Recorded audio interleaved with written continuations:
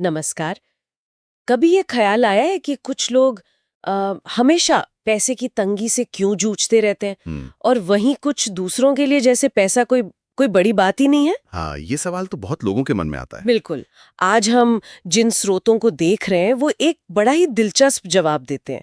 वो कहते हैं कि अमीर लोग सिर्फ पैसा कमाते या बचाते नहीं, वो पैसा इन्वेंट करते हैं, मतलब उसका आविष्कार करते हैं। इन्वेंट करना, हाँ, ये शब्द ही अपने आप में काफी काफी सोचने वाला है। मतलब ये सिर्फ किस्मत या विरासत की बात नहीं है। नहीं, बिल्कुल नहीं। जो विश्लेषण हम देख रहे हैं उससे तो यही लगता है कि ये एक एक्टिव प्रोसेस है। मतलब लगातार ऐसे नए रास्ते, ऐसे सिस्टम बनाना जिनसे पैसा खुद ब खुद आपकी जेब में आए। हाँ, भले ही आप उस वक्त एक्टिवली काम ना भी कर रहे हो। जी, ये एक तरह से कह सकते हैं कि पैसे की मशीन बनाने जैसा है। बिल्कुल सही कहा। तो आज की इस खास चर्चा में हम इसी कला को या शायद विज्ञान को समझने की कोशिश करेंगे। हमारे पास जो सामग्री है उसके आधार पर हाँ, देखते हैं। कि ये पैसा इन्वेंट करना आखिर है क्या, इसके पीछे सोच क्या काम करती है, क्या तरीके अपनाए जाते हैं। चलिए इस गुत्थी को परत दर परत खोलते हैं। जरूर। तो शुरुआत करते हैं इस विचार से कि अवसर यानी मौके वो तो हर दिन हमारे आसपास ही होते हैं, बिखरे पड़े हैं कह सकते हैं। हाँ, जरूरत बस उन्हें पहचानने वाली नजर की है। बिल्कुल, हमारे स्रोत इस बात पर काफी जोर देते हैं।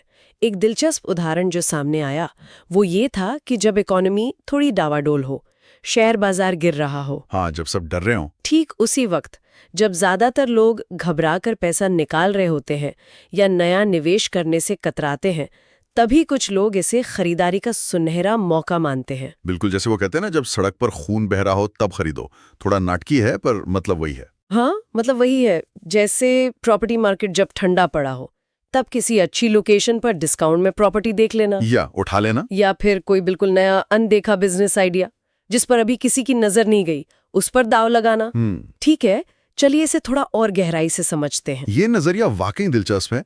ये सिर्फ इंतजार करना नहीं है, जैसे आपने कहा, ये तो एक्टिवली उन दरारों को ढूंढना है जहां वैल्यू छिपी हो सकती है। सही। जो दस्तावेज हमने देखे हैं वो बताते हैं कि ये क्षमता सिर्फ बड़े निवेशकों तक ही सीमित नहीं है। ऐसा नहीं है। हाँ, एक स्रोत में जिक्र था किसी ऐसे व्यक्ति का जिसने अपने इलाके में एक खाली पड़ी जमीन देखी जिसे सब नजरअंदाज कर रहे थे। जहां बाकी लोग शायद सिर्फ कूड़ा या खाली जगह देख रहे थे, उसने वहां एक छोटी पार्किंग या वीकेंड मार्केट की संभावना देखी और फिर उस पर काम किया। अरे वाह। इसी तरह आज के डिजिटल युग में ये तो और भी आसान हो गया। मतलब किसी के पास कोई खास स्किल है, कोई ज्ञान है, उसे एक ऑनलाइन कोर्स में बदल देना, ये भी तो अवसर पहचानना ही हुआ। हाँ, ये बात तो है। ये दिखाता है कि अवसर अक्सर वही होते हैं जहां दूसरे सिर्फ प्रॉब्लम या खालीपन देखते हैं। ये पूरा का पूरा नजरिया बदलने का खेल है। सही कहा। और अवसर पहचानने के बाद जो अगला कदम आता है वो अक्सर सबसे मुश्किल होता है। जोखिम, मतलब रिस्क लेने की हिम्मत। हाँ, ये सबसे बड़ा रोड़ा होता है कई बार। सामग्री ये साफ करती है कि बिना रिस्क उठाए पैसा बनाना, खासकर इन्वेंट करना, वो तो लगभग नामुमकिन है। लेकिन, और ये लेकिन बहुत जरूरी है, यहां अंधे जोखिम की बात नहीं हो रही। मतलब बिना सोचे समझे, बिना तैयारी, बिना जानकारी के पैसा लगा देना, वो तो जुआ हो गया, सट्टेबाजी। बिल्कुल वो जुआ है। जहां बात वाकई दिलचस्प होती है और जहां स्रोत सबसे ज्यादा ध्यान खींचते हैं वो है परिकलित जोखिम, कैलकुलेटेड रिस्क का फंडा। हाँ, कैलकुलेटेड रिस्क, ये सिर्फ हिम्मत नहीं, ये हिम्मत और समझदारी का मेल है। एकदम सही। बिल्कुल। और इस कैलकुलेटेड रिस्क को समझाने के लिए स्रोतों में एक राकेश नाम के व्यक्ति की कहानी दी गई है। अच्छा। राकेश ने स्टॉक मार्केट में इन्वेस्ट करने का फैसला किया। जी। लेकिन ऐसा नहीं कि किसी की टिप पर या अफवाह सुनकर कर दिया। नहीं। अध्ययन बताते हैं कि उसने पहले कई हफ्ते लगाए, बाजार को समझा, अलग अलग सेक्टर्स की स्टडी की, खास तौर पर उन कंपनियों पर फोकस किया जिनके बिजनेस मॉडल को वो समझता था। ये जरूरी है। बहुत जरूरी। और उसने अपनी कुल बचत का सिर्फ एक छोटा मैनेजेबल हिस्सा ही शुरुआत में लगाया। अच्छा, मतलब एकदम से सब कुछ नहीं लगा दिया? नहीं, बिल्कुल नहीं। और हाँ, जैसा अक्सर होता है, शुरुआती कुछ महीनों में उसे नुकसान भी हुआ, थोड़ा घबराया भी वो। स्वाभाविक है। लेकिन क्योंकि उसका निवेश रिसर्च पर आधारित था, उसे कंपनी के फंडामेंटल्स पर भरोसा था और उसकी सोच लंबी अवधि की थी, वो डटा रहा। अच्छा। नतीजा, कुछ साल बाद न सिर्फ उसका शुरुआती नुकसान पूरा हुआ, बल्कि उसे काफी अच्छा रिटर्न भी मिला। बहुत बढ़िया। तो यहाँ जो खास शब्द हैं वो हैं रिसर्च, छोटी शुरुआत, लंबी अवधि की सोच और नुकसान सहने की क्षमता, ये जुआ नहीं था, ये एक सोची समझी स्ट्रैटेजी थी। हाँ, ये फर्क समझना बहुत जरूरी है। बिल्कुल। इससे एक अहम सवाल उठता है, कोई ये कैसे तय करे कि कब रिस्क कैलकुलेटेड है और कब वो लापरवाही बन जाता है? हाँ, ये लाइन कहाँ खींची जाए? स्रोतों का जवाब इस पर एक मत है। ज्ञान और विश्लेषण, जानकारी, इंफॉर्मेशन ही वो लाइन है जो इन्वेस्टमेंट को गैम्बलिंग से अलग करती है। ठीक है, तो अब ये समझना जरूरी है कि ये मनी इन्वेंशन या पैसे का आविष्कार असल जिंदगी में कैसा दिखता है।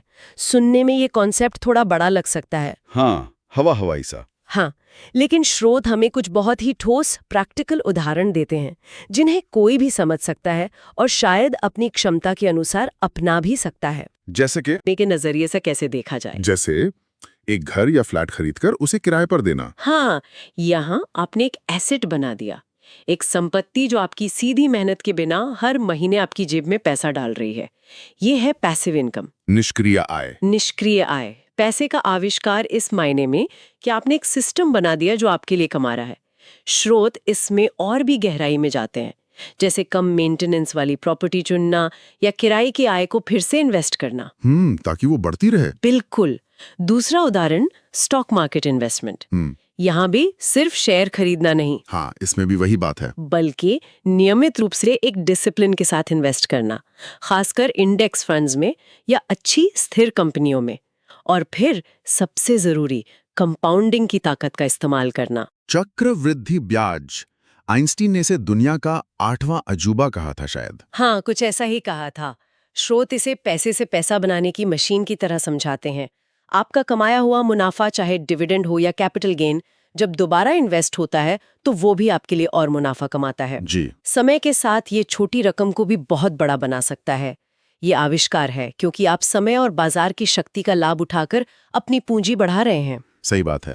तीसरा, एक नया बिजनेस शुरू करना। ये शायद सबसे सीधा तरीका लगता है पैसा इन्वेंट करने का। हाँ, ये तो है। चाहे वो किसी जाने माने ब्रांड की फ्रेंचाइजी लेना हो, जहां आपको एक बना बनाया सिस्टम मिल जाता है, रिस्क कम हो जाता है थोड़ा। हाँ, या फिर अपने किसी हुनर या आइडिया पर आधारित छोटा ऑनलाइन स्टार्टअप शुरू करना हो। यहां आप सीधे तौर पर एक आय का स्रोत बना रहे हैं जो आपके कंट्रोल में है। स्रोत इस बात पर भी रोशनी डालते हैं कि कैसे टेक्नोलॉजी ने छोटे लेवल पर बिजनेस शुरू करना पहले से कहीं ज्यादा आसान बना दिया है। ये बात तो है। एंट्री बैरियर कम हो गए हैं काफी। बिल्कुल। अगर हम इन उदाहरणों को एक साथ रखकर देखें और बड़ी तस्वीर को समझें तो एक पैटर्न दिखता है। क्या पैटर्न? पैसा इन्वेंट करने का जो मूल सार है वो है ऐसी संपत्ति, मतलब एसेट्स, या ऐसे सिस्टम बनाना जो आपके लिए इनकम जनरेट करे, बजाय इसके कि आप सिर्फ अपना समय और एनर्जी बेचकर पैसा कमाएं, जैसा कि ट्रेडिशनल जॉब में होता है। Active income versus passive income. बिल्कुल। ये सभी उदाहरण किराए की प्रॉपर्टी, डिविडेंड देने वाले स्टॉक, मुनाफा कमाने वाला बिजनेस, ये सब संपत्ति हैं। ये एक्टिवली धन बनाने के तरीके हैं, तंत्र हैं। आप एक ऐसा ढांचा खड़ा करते हैं जो शायद आपके सोते समय भी, आपके छुट्टियों पर होने पर भी आपके लिए कमाई दर रहा हो। ये मानसिकता के बदलाव की बात है। एक कर्मचारी की सोच से एक निवेशक या एक उद्यमी की सोच की तरफ जाना। बिल्कुल। और यहीं पर बात सिर्फ तरीकों और स्ट्रैटेजी से आगे बढ़कर मानसिकता यानी माइंडसेट पर आ जाती है। हमारे स्रोत इस पर बहुत जोर देते हैं। हाँ, ये बहुत क्रिटिकल है। ये जानना काफी नहीं है कि स्टॉक क्या है या प्रॉपर्टी कैसे खरीदें। असली बदलाव तब आता है जब आपकी सोच बदलती है। सामग्री में रिच डैड की सलाह का जिक्र बार बार आता है। Robert Kiyosaki. हाँ, हाँ पैसे के लिए काम मत करो, पैसे से अपने लिए काम करवाओ। जी। पैसे कमाने के नए लीक से हटकर रास्ते खोजो, पैसे की भाषा सीखो। सिर्फ ज्यादा घंटे काम करने या ज्यादा मेहनत करने से अमीर बनना जरूरी नहीं है। समझदारी से सही दिशा में मेहनत करने से पैसा बढ़ता है। तो इसका जमीनी मतलब क्या है? रोजमर्रा की जिंदगी में ये सोच कैसे दिखती है? इसका सीधा और सबसे महत्वपूर्ण कनेक्शन है वित्तीय शिक्षा से, फाइनेंशियल एजुकेशन। स्रोत बार बार इस बात को अंडरलाइन करते हैं। अच्छा। ये सिर्फ अकादमिक क्वालिफिकेशन नहीं है, ये प्रैक्टिकल फाइनेंशियल नॉलेज है। बैलेंस शीट क्या होती है, उसे पढ़कर किसी कंपनी की हालत का अंदाजा कैसे लगाएं, मार्केट ट्रेंड्स क्या कह रहे हैं और उनका आपके इन्वेस्टमेंट पर क्या असर पड़ सकता है। निवेश के अलग अलग ऑप्शंस क्या हैं, stock, bond, mutual fund, real estate, सोना, और इनमें से आपके लिए कौन सा सही है। हाँ, इन सब की बेसिक समझ तो होनी चाहिए। बिल्कुल, ये शिक्षा ही आपको अवसरों को सिर्फ देखने नहीं बल्कि उन्हें परखने और समझने की क्षमता देती है। ये आपको बताती है कि कौन सा रिस्क उठाने लायक है और कौन सा नहीं। ज्ञान ही शक्ति है वाली बात। सचमुच। जैसा कि एक स्रोत में कहा गया है, बिना वित्तीय ज्ञान के निवेश करना अंधेरे में गाड़ी चलाने जैसा है। सही है। ये आपको इन्फॉर्म डिसीजन लेने में मदद करता है। आप सिर्फ सुनी सुनाई बातों पर यकीन करने के बजाय फैक्ट्स और एनालिसिस के आधार पर फैसले लेते हैं। हाँ, वरना तो कोई भी किसी पॉन्जी स्कीम में फंसा सकता है। बिल्कुल। फाइनेंशियल समझ के बिना अच्छे अवसर भी हाथ से निकल सकते हैं या आप धोखा भी खा सकते हैं। ये सब सुनने में बहुत लॉजिकल और मोटिवेटिंग लगता है, लेकिन अक्सर लोग यहीं आकर अटक जाते हैं कि भाई शुरुआत कैसे करें, इन सब आइडियाज को हकीकत में कैसे बदलें। हाँ, ये सबसे बड़ा सवाल होता है। थ्योरी तो ठीक है, पर करें क्या? अच्छी बात यह है कि जिन स्रोतों का हमने विश्लेषण किया वो सिर्फ सिद्धांत नहीं बताते, वो कुछ प्रैक्टिकल ठोस कदम, एक्शन स्टेप्स भी सुझाते हैं जिनसे कोई भी अपनी यात्रा शुरू कर सकता है। अच्छा, क्या है वो कदम? पहला और सबसे बुनियादी कदम, अपने रोजमर्रा के जीवन में अपने आसपास छोटी छोटी अवसरों पर ध्यान देना शुरू करें। ऑब्जर्वेशन। हाँ, क्या कोई ऐसी जरूरत है जिसे आप पूरा कर सकते हैं? क्या कोई ऐसी समस्या है जिसका समाधान आप निकाल सकते हैं? क्या कोई चीज है जो बेहतर तरीके से की जा सकती है? ये सोच आपको नए आइडियाज की तरफ ले जा सकती है। मतलब एक प्रॉब्लम सॉल्विंग माइंडसेट। बिल्कुल। दूसरा महत्वपूर्ण कदम, कभी भी बिना समझे बूझे सिर्फ किसी के कहने पर इन्वेस्ट ना करें। स्रोत इसे अंधा निवेश कहते हैं और इससे बचने की सलाह देते हैं। हाँ, ये बहुत खतरनाक हो सकता है। इसके बजाय शिक्षित इन्वेस्ट करें, एजुकेटेड इन्वेस्टमेंट, यानी पैसा लगाने से पहले अपना होमवर्क करें, रिसर्च करें, समझें कि आप अपना पैसा कहाँ लगा रहे हैं, क्यों लगा रहे हैं और कितने समय के लिए लगा रहे हैं। अगर समझ नहीं आ रहा तो पहले सीखें। हाँ, या किसी भरोसेमंद सलाहकार से पूछें। तीसरा कदम, निष्क्रिय आय, पैसिव इनकम के स्रोत बनाने की दिशा में सोचना और काम करना शुरू करें। शुरुआत छोटी हो सकती है। शायद आपकी कोई हॉबी है जिसे आप साइड बिजनेस में बदल सकते हैं, या आप थोड़ी थोड़ी बचत करके किसी डिविडेंड देने वाले फंड में एसआईपी शुरू कर सकते हैं। हाँ, छोटे कदम। लक्ष्य है आय का एक ऐसा स्रोत बनाना जो आपकी एक्टिव भागीदारी पर पूरी तरह निर्भर न हो। जी। और चौथा और शायद सबसे मुश्किल, पैसे से जुड़े अपने डर और अपनी सीमित सोच को पहचानें और उन पर काम करें। ये वाला सबसे गहरा है। हाँ, क्या आपको निवेश करने से डर लगता है? क्यों लगता है? क्या ये जानकारी की कमी है या नुकसान का डर है? इस डर को समझकर उसे दूर करने की कोशिश करें। स्मार्ट, कैलकुलेटेड रिस्क लेना सीखें। डर कर किनारे बैठे रहने से तो कुछ नहीं होगा। बिल्कुल, वित्तीय प्रगति संभव नहीं है फिर। ये जो कदम बताए गए हैं, इन्हें अलग अलग देखने के बजाय एक पूरी प्रक्रिया के तौर पर देखना चाहिए। अच्छा, ये सब आपस में जुड़े हुए हैं और उसी मनी इन्वेंशन की सोच को दिखाते हैं जिसकी हम बात कर रहे हैं। कैसे? देखिए, पहला कदम अवसरों पर ध्यान देना। हाँ। वो सीधे तौर पर अवसर पहचानने की क्षमता बढ़ाने से जुड़ा है। ठीक है। दूसरा कदम शिक्षित निवेश, वो कैलकुलेटेड रिस्क लेने के सिद्धांत पर आधारित है। तीसरा कदम पैसिव इनकम, हाँ। वो सीधे पैसे का आविष्कार करने यानी इनकम जनरेट करने वाले एसेट बनाने के लक्ष्य से जुड़ा है। और चौथा कदम डर पर काबू पाना और स्मार्ट रिस्क लेना, वो उस माइंडसेट और इमोशनल मजबूती को बनाने के बारे में है जो इस पूरी यात्रा में टिके रहने के लिए जरूरी है। अच्छा, ये सब इंटरलिंक्ड है। बिल्कुल। तो ये कोई एक बार का फॉर्मूला नहीं है, ये एक लगातार सीखने, प्रयोग करने और आगे बढ़ते रहने का सफर है।